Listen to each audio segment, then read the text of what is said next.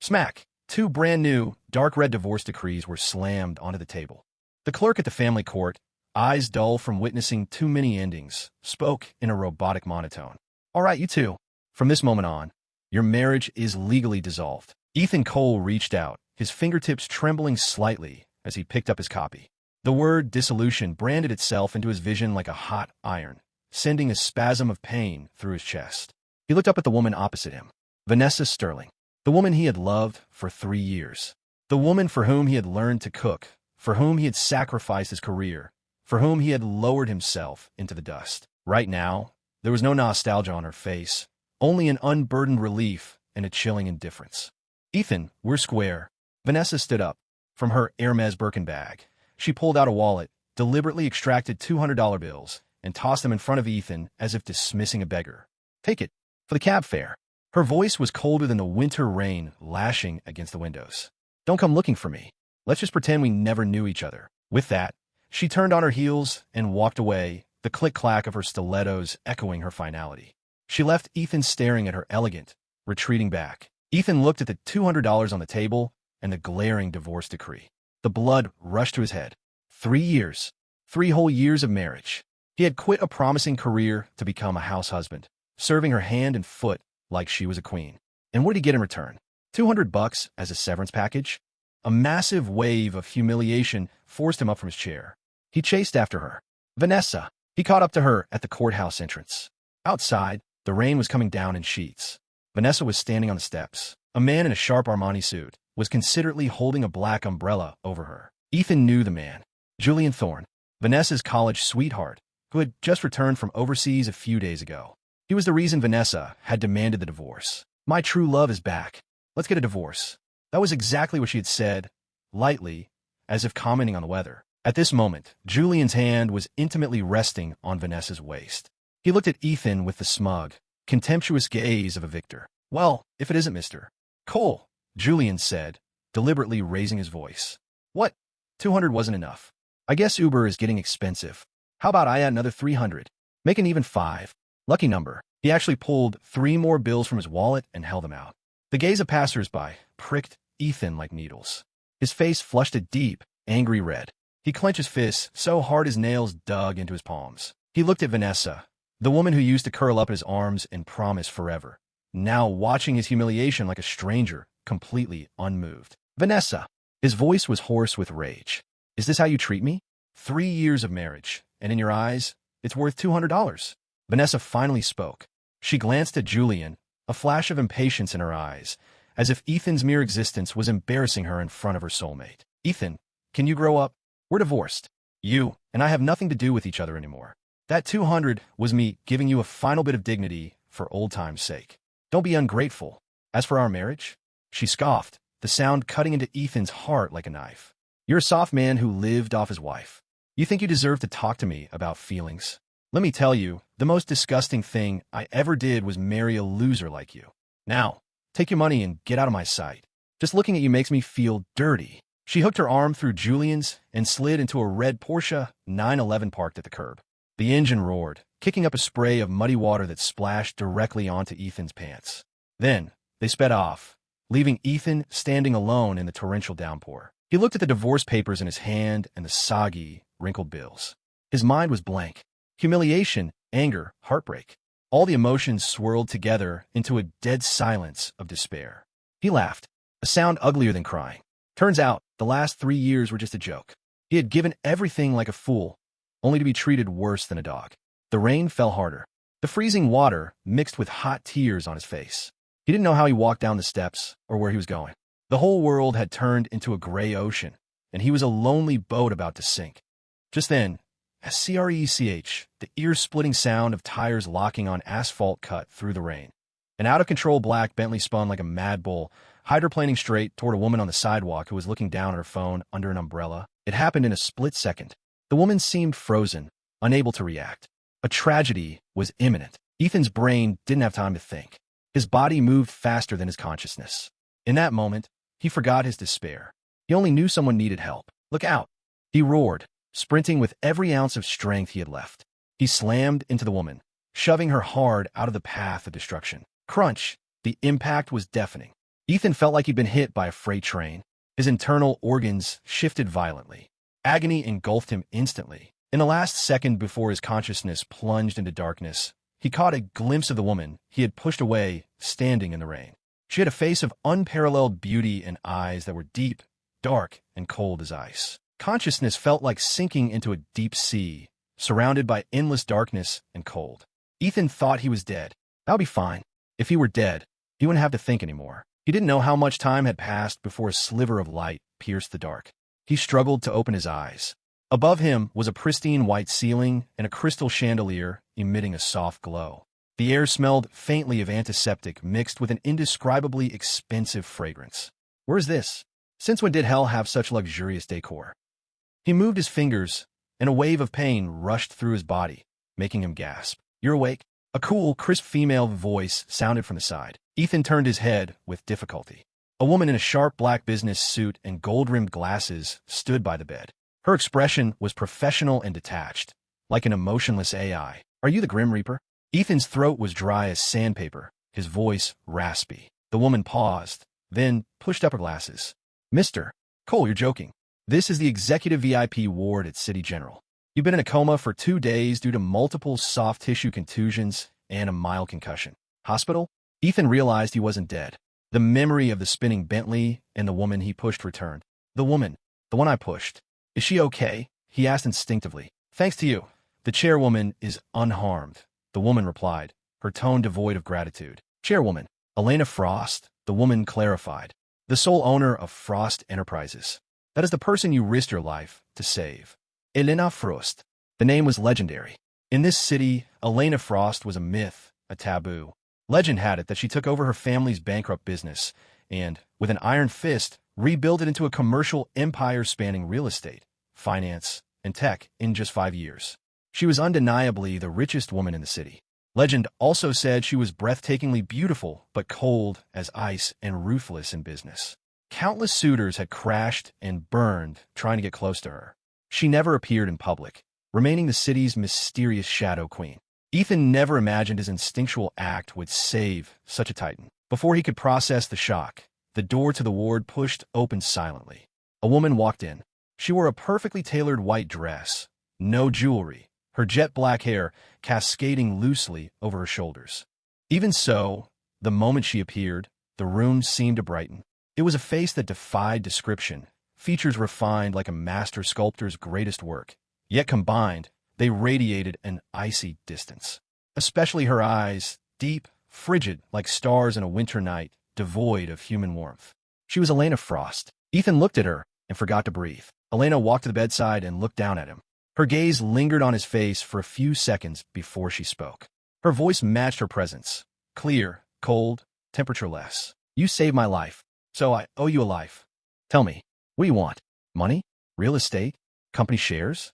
As long as I can provide it, it's yours. Her words were direct, efficient, and transactional. Ethan was stunned. He hadn't thought about a reward. He had just acted on instinct. But now, asked so directly, a crazy thought bubbled up uncontrollably. He remembered Vanessa's scornful face. He remembered Julian's arrogant smirk. He remembered the humiliation of the $200. Why? Why did they get to trample on his dignity from their high horse? He wanted money. He wanted power. He wanted to stand higher than them and let them taste what it felt like to be under someone's boot. Ethan opened his mouth, but didn't know how to say it. Elena seemed to see through him, or perhaps she just lacked patience. She interrupted him with a proposal that left both Ethan and the bespectacled assistant stunned. Since you don't know what you want, I'll decide for you. She looked at Ethan, enunciating every word. Marry me. Be my contract husband for 1 year. 1 year later, I will give you $100 million and the power to destroy anyone you want. The executive VIP ward fell into a deathly silence. Even the usually composed assistant, Harper, nearly dropped her glasses. Marriage? To this man who just came out of the ICU with nothing to his name? Ethan's brain short-circuited. He thought he must still be in a coma, dreaming. What did you say? He stammered. Elena's face remained an unmoving glacier, as if discussing the weather. I said, marry me. Contract duration, 1 year. Why? Ethan couldn't comprehend it. You're Elena Frost. Men wanting to marry you would line up from the Bronx to the Battery. Why me? Because you're suitable, Elena answered, simple and cruel. First, you just divorced and left with nothing. Your social ties are clean, No background, no attachments. Like a blank sheet of paper, easiest to control. Second, you saved me. Me repaying the favor by marrying you is a logical narrative that will shut everyone up. Third, and most importantly, her icy gaze seemed to pierce Ethan's soul. I see something in your eyes that mirrors my own. Hatred. A man pushed to the brink, with nothing to lose, will do anything for revenge. I like working with people like that. We're the same species. Clear goals, no unnecessary emotional entanglements. Ethan fell silent. Elena's words were like a scalpel, precision cutting into his bloody heart. She was right. What did he have left besides the desire for revenge? What do you get out of it? Ethan asked. I need the status of a husband to deal with family elders eyeing my position and wolves in the business world trying to swallow my company through marriage alliances, Elena said calmly. I need a firewall, a shield, and you, Ethan Cole, are the perfect shield. This is a transaction. I give you the capital for revenge. You give me a year of peace. We each get what we need. Fair trade. She took a prepared document from Harper and placed it on Ethan's bedside table. Prenuptial agreement and contract marriage terms. In 1 year, we divorce amicably. I will pay you $100 million in cash and gift you a company valued at no less than $1 billion. During the contract, we are husband and wife in name only. We do not interfere in each other's private lives. All you need to do is accompany me to public events when necessary and play the role of Mr. Frost. Ethan looked at the thick contract and felt the absurdity of it all.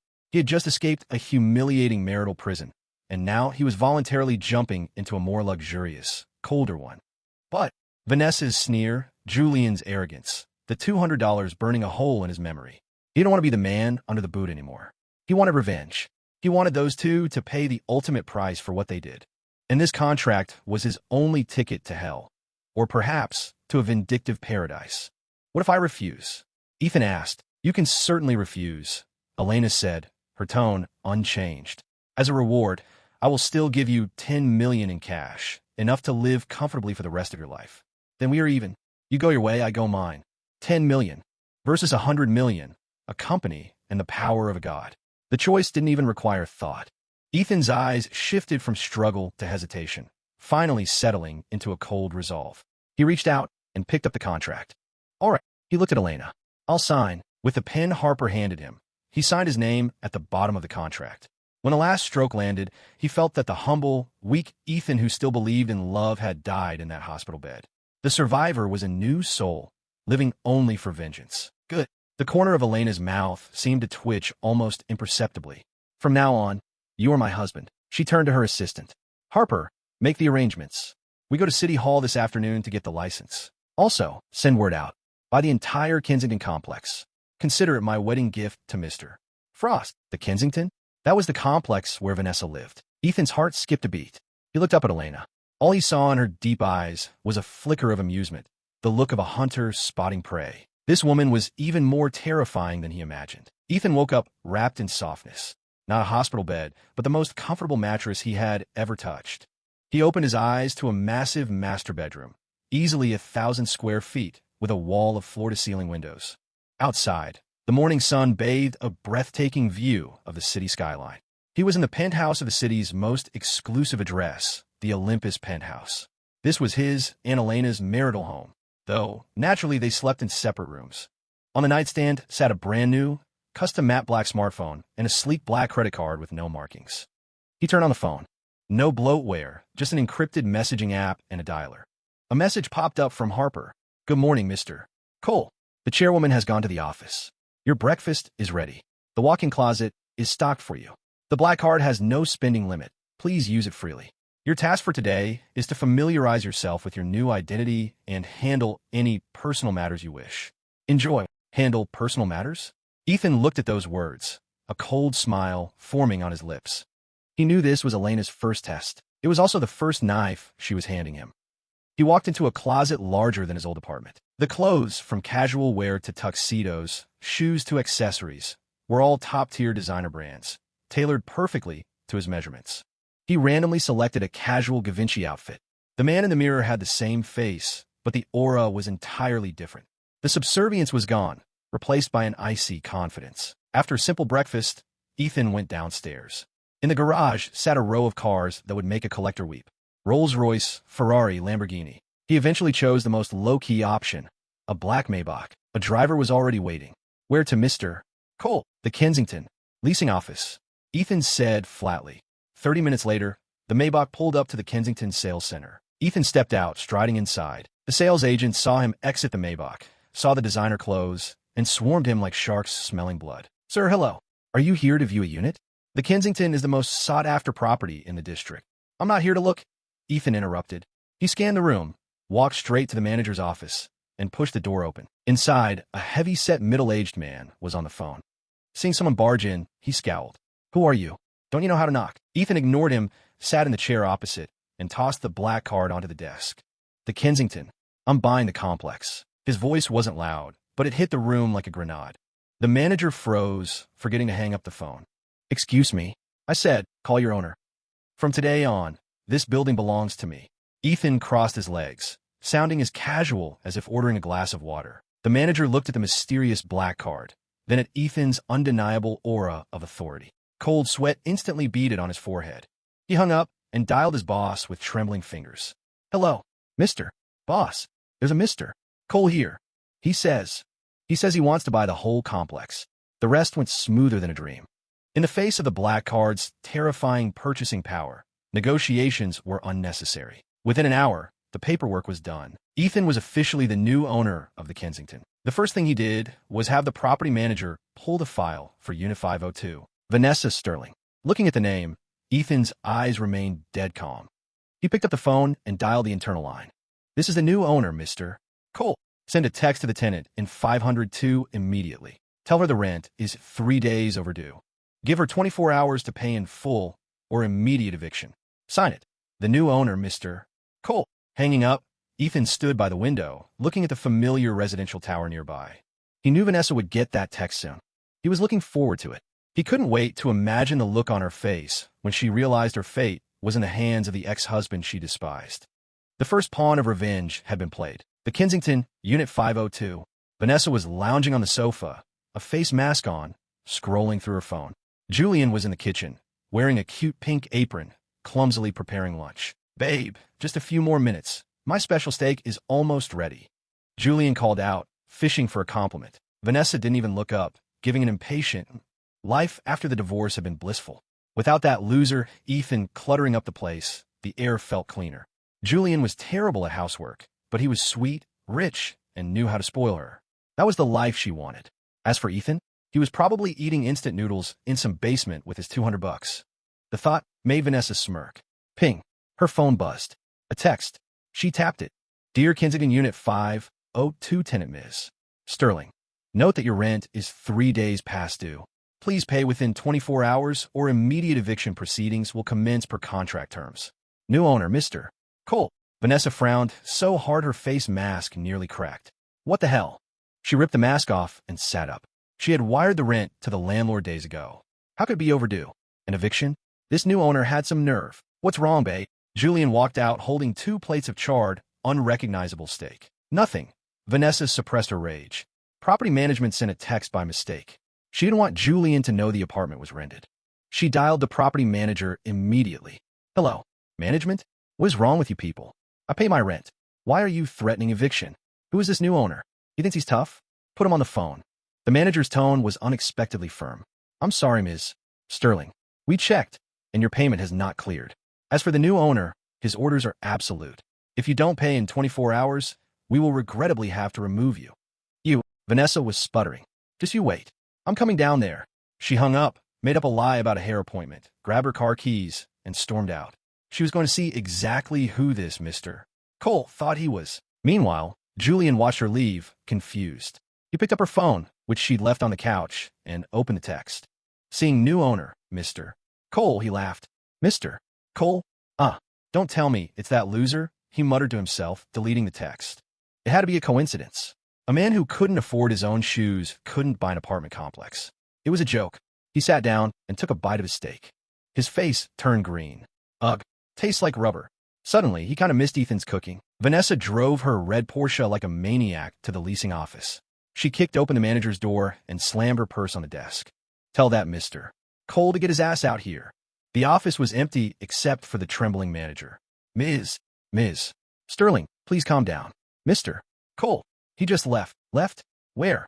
I don't know. Avoiding me, huh? Vanessa sneered. I'm not leaving until I see him. Give me his number.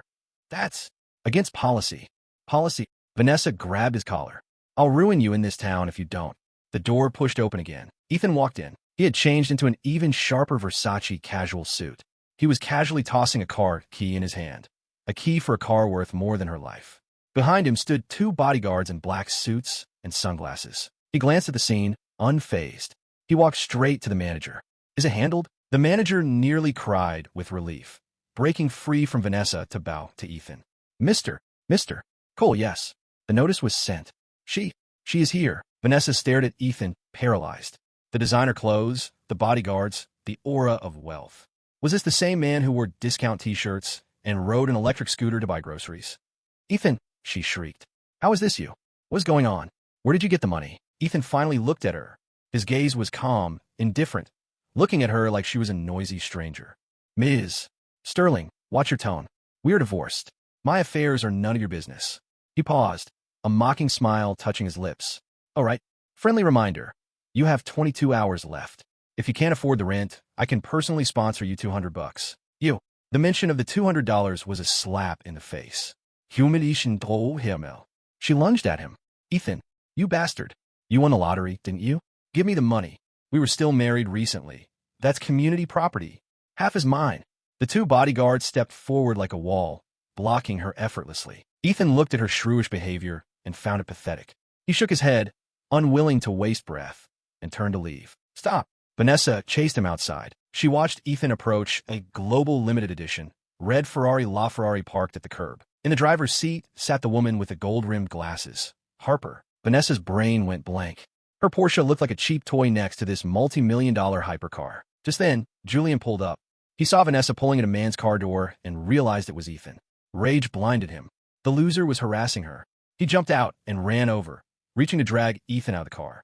Cole, you piece of trash. Are you deaf? Before his hand could touch Ethan's sleeve, Ethan didn't even turn his head. He simply swung his hand back in a dismissive arc. Smack! A crisp, thunderous slap landed perfectly on Julian's face. The world went quiet. Julian clutched his burning cheek, staring in disbelief. Ethan turned his head slowly, looking at Julian like he was looking at garbage. A dog like you thinks he can touch me? Without another glance, he spoke to the driver. Harper Drive. The Ferrari roared, a red lightning bolt vanishing around the corner. It left a stunned Vanessa and a trembling, humiliated Julian standing in the street, the subject of pointing fingers and whispers. In that moment, their status had been completely, violently reversed. That slap didn't just hit Julian's face, it hit Vanessa's heart. Back at the apartment, the couple had their worst fight yet. Did you see that? He's a fraud. The car is rented. The clothes are fake. It's all a show. Julian screamed, nursing his swollen face. His ego refused to accept defeat by a loser. Rented? Vanessa laughed coldly. Julian, do you think I'm stupid? You can't rent a LaFerrari. And the penthouse, the complex, are those fake too? He found a sugar mama. Julian yelled. That woman driving was definitely his sponsor. So what? Vanessa shot back. So you deserve to get slapped? I chose you for your power, not to watch my ex-husband step on you. The fight ended with Julian storming out, vowing to uncover Ethan's secret and destroy him. Vanessa sat alone, confusion and regret creeping in like vines. She looked at old photos of Ethan, the gentle, loving man. Was it the same icy tycoon she saw today? Julian pulled every string he had. He found out about the city's upcoming East Side redevelopment project, a massive bid his company was targeting. He saw a new player on the list, Newborn Capital, the legal representative, Ethan Cole. Ah, you walked right into my trap, Julian grinned savagely. Business was his turf. If Ethan had a sugar mama backing him, Julian would humiliate them both in front of the city's elite. He organized a high-profile business gala, inviting all bidders. He planned to expose Ethan as a fraud publicly. Vanessa, eager to see Ethan's mass crumble, supported him fully. The night of the gala, stars and moguls filled the hall. Julian, in white, and Vanessa, in a glittering gown, worked the room like royalty. Mr. Thorne is sure to win the bid. People flattered them. Their egos swelled. Then, a commotion at the entrance. Ethan entered. He wore a simple black suit, yet he radiated a nobility that eclipsed the room. But he wasn't alone.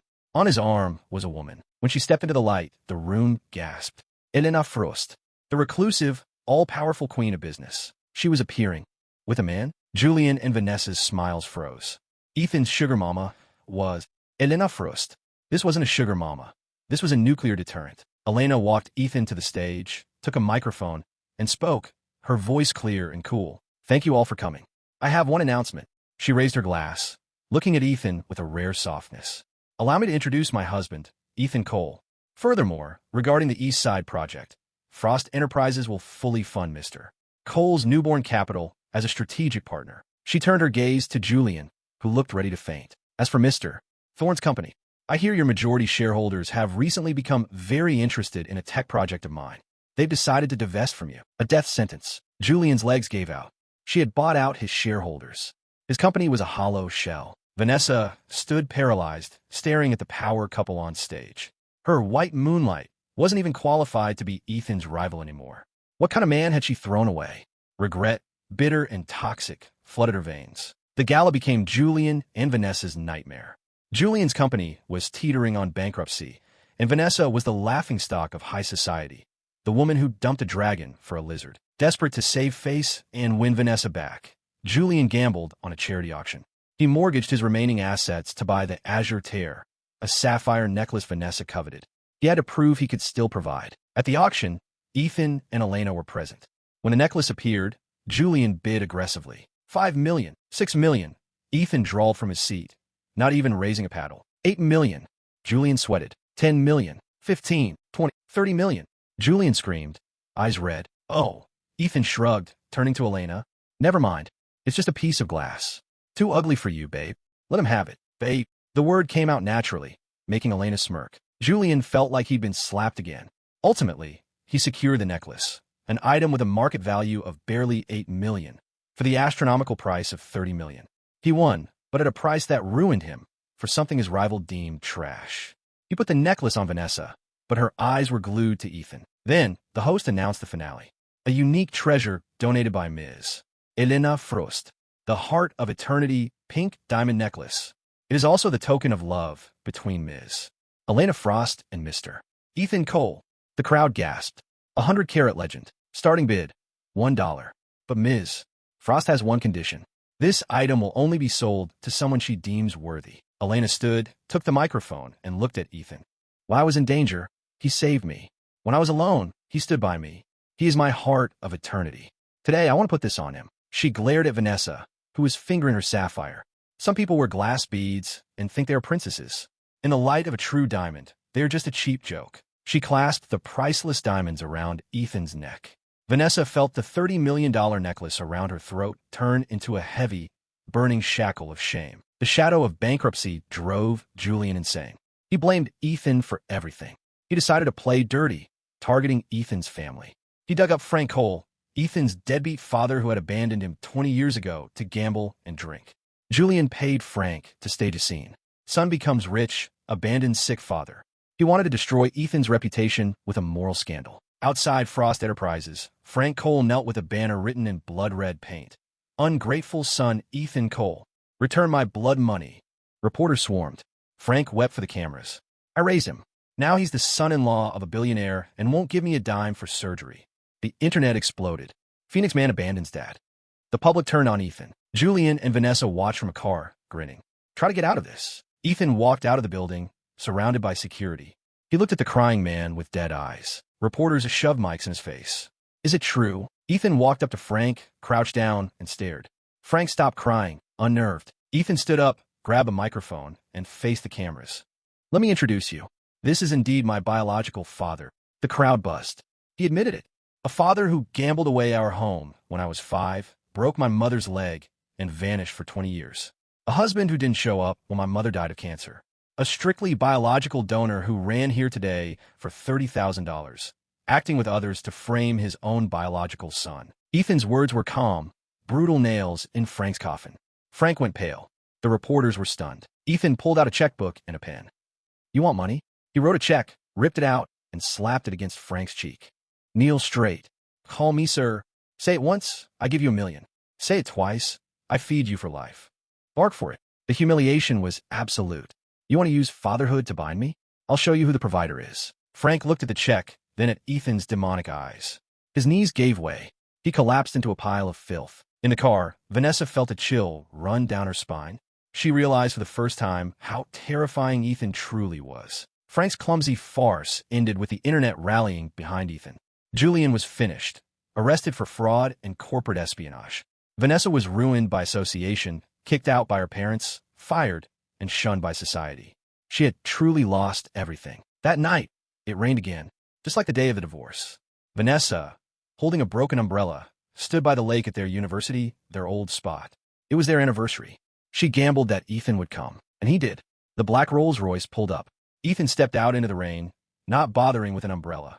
He walked to the water's edge, letting the freezing rain soak his expensive suit, completely ignoring her. Vanessa's heart felt gripped by an invisible hand, hurting so much she couldn't breathe.